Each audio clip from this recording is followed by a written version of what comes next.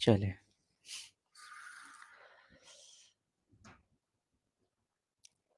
السلام علیکم ورحمۃ اللہ وبرکاتہ.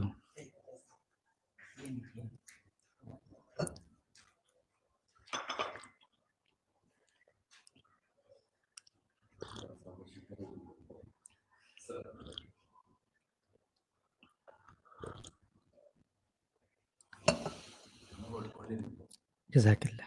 بہت ہے. جی ہو گیا. السلام علیکم ورحمۃ اللہ وبرکاتہ. امید ہے کہ آواز آ رہی ہوگی. یہ نیٹ کے مسائل کی وجہ سے شاید وقت پہ سبق شروع نہ ہو سکا، معذرت خواہ ہیں. اچھا جی، تعلیم الصرف، صرف کا سبق ہم پڑھ رہے تھے. صرف کبیر، فعل، جہد، منفی، بلم، معلوم. کل کچھ ہم نے مثالیں کی تھی. آج ایک نئی بات آپ کو بتانا چاہتا ہوں، وہ آپ لکھ لیجئے گا. لم جب فعل مضارع پر داخل ہوتا ہے تو آپ پڑھ چکے ہیں کہ اس کا معنی ماضی منفی کا ہوتا ہے. لما داخل کریں تو اس کا معنی کے اعتبار سے کیا فرق ہے، لم داخل کریں تو کیا معنی ہوتا ہے. آج ایک اور لفظ کانا. کانا، لفظ کانا. کانا، لفظ کانا اگر فعل مضارع پر داخل ہو تو ماضی استمراری کا معنی دیتا ہے. تو ماضی استمراری کا معنی دیتا ہے. جی، تو ماضی استمراری کا معنی دیتا ہے.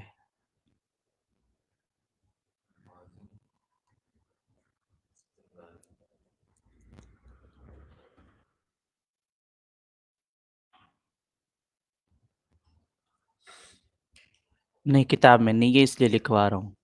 بہت ساری باتیں لکھوائی جاتی ہے تو شروع میں شاید سال کے شروع میں عرض کیا تھا کیونکہ کاپی قلم پینسل لازمی رکھیے گا اپنے پاس.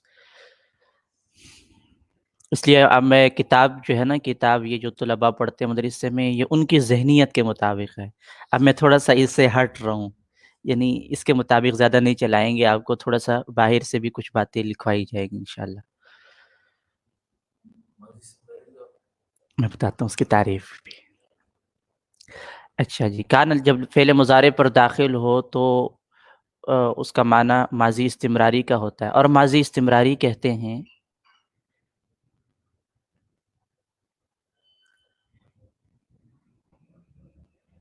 کہ زمانۂ ماضی میں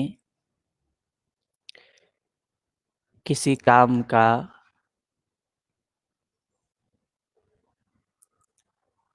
تسلسل کے ساتھ ہونا.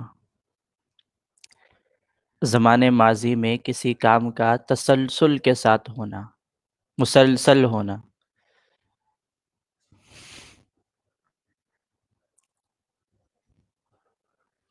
تو یہ 2 حرف ہے. لم، لم 3 حرف ہو گئے. لم، لما، کانا.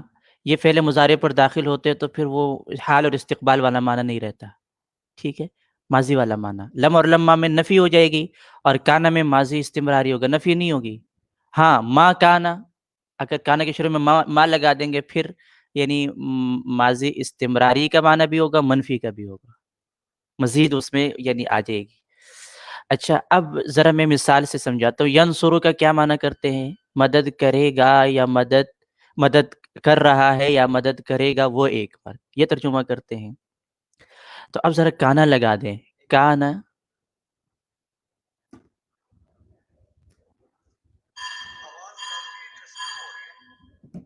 جی اب ٹھیک ہے آواز؟ جی اب ٹھیک ہے آواز؟ جی الحمدللہ. تو میں عرض کر رہا تھا ینصرو کا معنی کرتے ہیں مدد کر رہا ہے یا مدد کرے گا وہ ایک مرد. اور کانا لگا دیں گے کانا ینصرو. اب ماضی کا ترجمہ کرے اور استمراری مسلسل. مدد نہیں کی جاتی تھی اس ایک مرد کی، مدد کی جاتی تھی اس ایک مرد. منفی نہیں کر رہے ہیں ابھی مثبت ہی کریں. مدد نہیں کی جاتی تھی اس ایک مرد کی. ماں کانا کریں گے، ماں کانا ینصرو، پھر مدد نہیں کی جاتی تھی. ٹھیک ہے. اگر صرف کانا لگائیں گے کانا ینصرو، ماں کانا نہیں، کانا ینصر، مدد کی جاتی تھی اسے ایک مرد کی. ہاں، تو یہ ماضی میں یعنی مسلسل اس کی مدد کی جاتی تھی. تسلسل کے ماضی بھی ہے اور استمرار بھی ہے. کی جاتی تھی، یہ کی جاتی تھی، یہ ہے استمرار مسلسل. ہاں، اب نہیں کی جا رہی، ماضی ہے نا. اچھا جی، اچھا آپ نے کہاں تک لکھا تھا وہ میں آپ بتا دیجئے، میں دوبارہ لکھوا دوں. جی جی، میں تعریف دوبارہ لکھوا دیتا ہوں. فعل مضارع پر جب کانا داخل ہو، فعل مضارع پر جب کانا داخل ہو تو فعل تو ماضی استمراری کا معنی دیتا ہے. تو ماضی استمراری کا معنی دیتا ہے. فعل مضارع پر جب لفظ کانا داخل ہو تو ماضی استمراری کا معنی دیتا ہے. اور ماضی استمراری کا معنی ہے، اور ماضی استمراری کا معنی ہے کہ زمانہ ماضی کے اندر کسی کام کا مسلسل ہونا. جی ٹھیک ہے جی، اب تعریف مکمل ہو گئی. ہاں، اب کانا ینصرو. اب ایک بات اور لکھ لیجئے گا، نوٹ کر لیجئے گا کہ یہ کانا ینصرو، کانا، یہ کانا، کانا، کانو، کانت، کانتا، کننا، کنتا، یہ ماضی کی جو گردان ہوتی تھی نا، اسی طرح کانا کی گردان ہوگی. اب کانا ینصرو، اب صیغہ بدل لے تثنیہ والا، ینصرانی ہے، تو اب کیا کریں گے؟ کانا نہیں لگائیں گے، اب لگائیں گے کانا. کانا ینصرانی، کانو ینصرونا. تو کانا کو بھی ساتھ بدلتے جائیں گے. ہر صیغے کے ساتھ کانا نہیں لگے گا، جو بھی صیغہ ہے اس کے مطابق وہ کانا آئے گا. ہاں، تسنیہ کے ساتھ، تسنیہ والا ہے تو اس کے لیے کانا، کانا، کانو، کانتا، کننا، کنتا، کنتما، کنتم، کنتی، کنتما، کنتن، کنتو، کننا. لکھ لی، ٹائم تو کم ہے، چلے لکھ لیں. کانا، کانا، کانو، کانت، کانتا، کننا، کنتا، کن، ہاں، وہ کنتم، کنتا، کنتما، پھر تسنیہ، پھر کنتم، کنتم، کنتی، کنتما، کنتن، کنتو، کننا. یہ ضروری نہیں ہے کہ یہ فعل مضارع کے ساتھ آئے گا، ٹھیک ہے. جیسے آپ نے کہا کنتم خیر امتین، تو یہاں فعل مضارع پر کنتم نہیں آیا.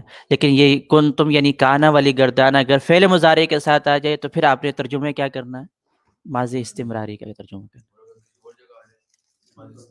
پھر ماضی استمراری کا معنی نہیں ہوگا، اس کا جو اپنا معنی ہے افعال ناقصہ میں سے ہے کانا. کانا یکون، یکون کا معنی ہونا، اور کانا کا معنی ہوا. اس کا ترجمہ کانا کا معنی ہوتا ہے ہوا، اور یکون کا معنی ہونا. جیسے ہم وہ سنا ہے نا مشہور جملہ، اللہ فرماتے ہیں کن، ہو جا، کن ہے امر، فیکون تو وہ ہو جاتا ہے. کن فیکون، یہ کن امر ہے، اللہ فرماتے ہیں ہو جا، تو یکون تو وہ ہو جاتا ہے. کانا کا معنی ہونا، ہوا، ماضی ہے ہوا، اور یکون کا معنی ہونا. یکون کا معنی ہونا. یکون مضارع کا ہے، کن امر ہے، کانا ماضی ہے. تو ہم نے ماضی استمراری کرنا ہے نا، تو اس کے لیے ماضی لے کر آئیں گے. یہ جو کانا ہے یہ ماضی لے کر آئیں گے، اور یہ اگلا جو ہے یہ فعل مضارع کا لے آئیں گے. تو یہ آن لائن احباب سے گزارش ہے کہ اپنا مائک بند رکھیں. ٹھیک ہے، اپنا مائک بند رکھیں، جب کوئی سوال کرنا ہو تب مائک آن کیجئے گا. جی، اب سوال کرنا چاہ رہے تھے.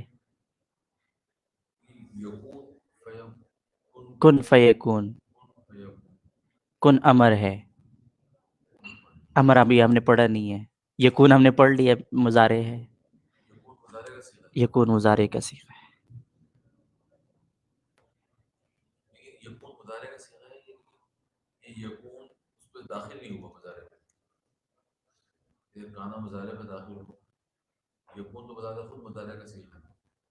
اس پہ نہیں، کانا نہیں داخل ہوگا، نہیں، وہ تو کچھ اور بتانا چاہ رہے ہیں نا۔ اب میں نے بتایا کہ ماضی استمراری، یعنی اگر کوئی بات ماضی میں مسلسل بتانا چاہتے تو کانا یکونو کا کیا معنی کریں گے؟ وہ مسلسل ہوتے تھے، یوں کریں گے نا، مسلسل ہوتے تھے، کانا یکون کا یہ معنی ہوگا۔ جی، یا آپ سوال کرنا چاہ رہے تھے، آن لائن کوئی سوال تھا؟ جی، یکون، ہاں ہاں، ایسے جیسے مضارع کی گردان ہے، بالکل ایسی گردان مضارع کی، یکون یکونانی یکونون، تکون تکونانی یکننا۔ تو اس میں تھوڑا سا کوئی قواعد ہے، ضوابط ہے، وہ ابھی ہم نے پڑھے نہیں ہیں، تو زیادہ اس کے گردان کی طرف نہ جائے، پریشان ہو جائیں گے کہ یہ تو اس کے وزن پر نہیں آ رہا، ٹھیک ہے، اس میں تھوڑے سے قواعد جاری ہوتے ہیں، تو صرف فی الحال ابھی ماضی کو ذہن میں رکھیں، کانا کانا کانو کانت، ایسے ہی گردان جاری رکھیں انشاءاللہ۔ چلے، آج یہی کافی ہے سبق، اب ذرا آ جاتے ہیں نحو کی طرف، وقت کم ہے۔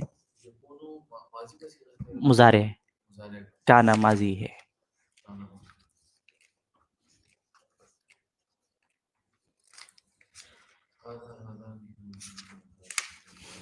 ہم اسماء اشارہ پڑھ رہے تھے،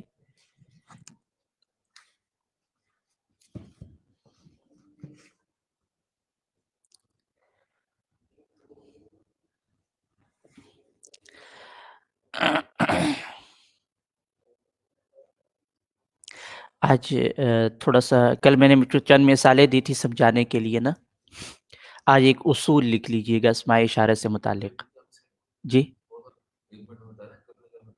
کل مثالیں بتائی تھی، یعنی وہ گھڑی ہے، یہ دیوار ہے، یہ تپائی ہے، تو یہ جو میں کہہ رہا ہوں نا، یہ تپائی ہے، تو اس کے لیے کیا آئے گا، اس طرح کی مثالیں بتائی تھی کل۔ ہاں، تپائی کو کہتے ہیں من زدتن، یہ تپائی ہے، کیا کیا کیا کیا کیا لفظ کہیں گے، ہاذہی مؤنث ہے، اور من زدتن کہیں گے، یا المن زدتک، یہ تپائی ہے، جملہ مکمل ہے، ہاذی من زدتن، ٹھیک ہے۔ ہاں، اور اگر ہم نے کہا کہ یہ تپائی، بس آپ نے کلام پورا نہیں کیا، بات پوری نہیں کی، ہاں، ہاذہ المنزدہ، یہ تپائی، یہ تپائی، آگے اب ہم کچھ اور کہہ سکتے ہیں، یہ تپائی اوپر پڑی ہے، نیچے پڑی ہے، باہر پڑی ہے، میرے سامنے ہے، تو وہ ٹھیک ہے، تو المنزدہ آئے گا اس کے ساتھ، یعنی آگے مزید اگر آپ کچھ بولنا چاہتے ہیں، خبر دینا چاہتے ہیں اس کے بارے میں، تپائی کے بارے میں، تو وہ الف لام آئے گا پھر، ہاذہ المنزدہ، ٹھیک ہے۔ اچھا، آج ایک اصول لکھ لیں اسماء اشارہ سے متعلق۔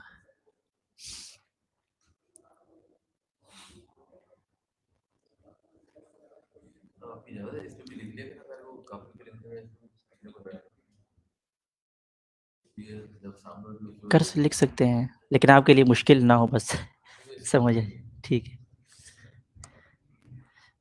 استاد صاحب تشریف لا چکے ہیں، تو باقی انشاءاللہ پھر کل کر لیں گے، ٹھیک ہے جی۔ اچھا، چلے 2 منٹ میں اصول لکھ لیجئے گا آپ۔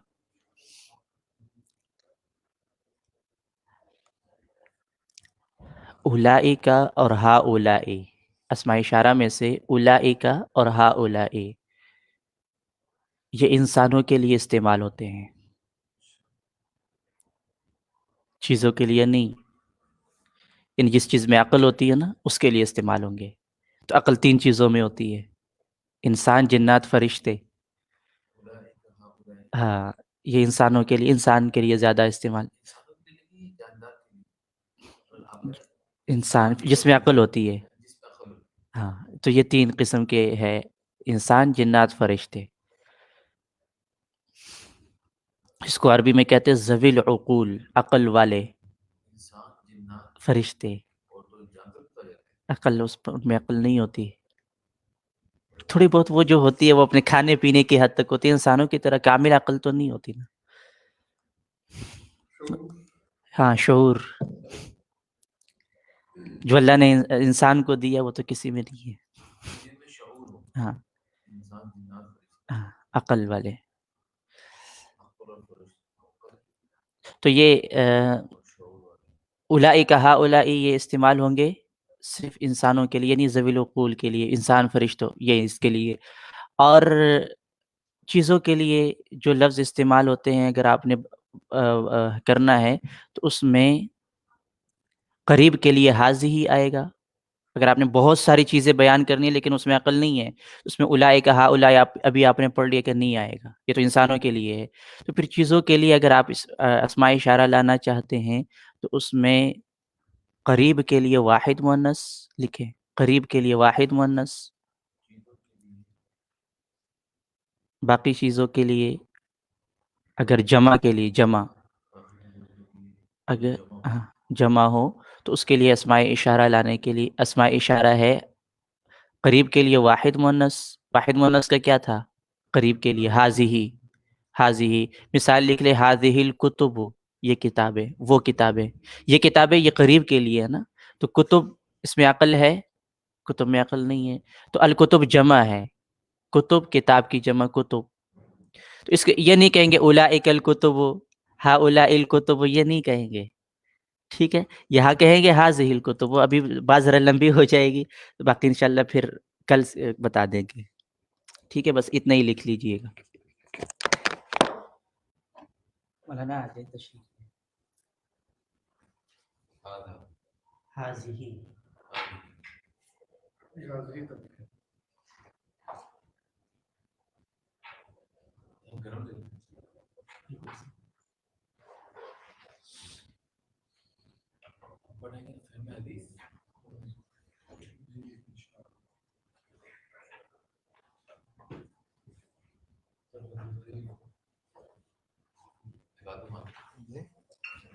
یہ بھی ڈالیں گے بعد میں. نہیں بعد میں.